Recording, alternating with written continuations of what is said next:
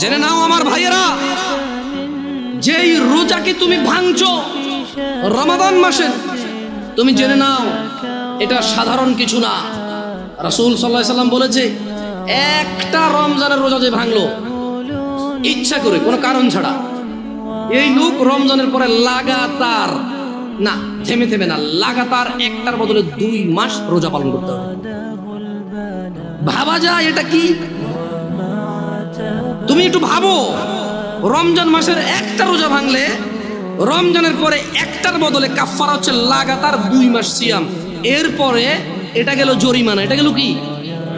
এটা গেল জরিমানা। এরপরেও তোমার মাপ চেয়ে নিতে হবে রোজা যে ভাঙছো বিনা কারণে। তাওবা, ইস্তিগফার, আল্লাহর কাছে ক্ষমা চেয়ে নিতে হবে রোজা ভাঙার কারণে। মানে একটা রোজা ভাঙার কারণে 2 মাস রোজা থাকলো যথেষ্ট। কি বাকি আছে? মাপ চেয়ে নিতে হবে। এবার মাপ পাইছো না পাইছো ওটা কে জানে।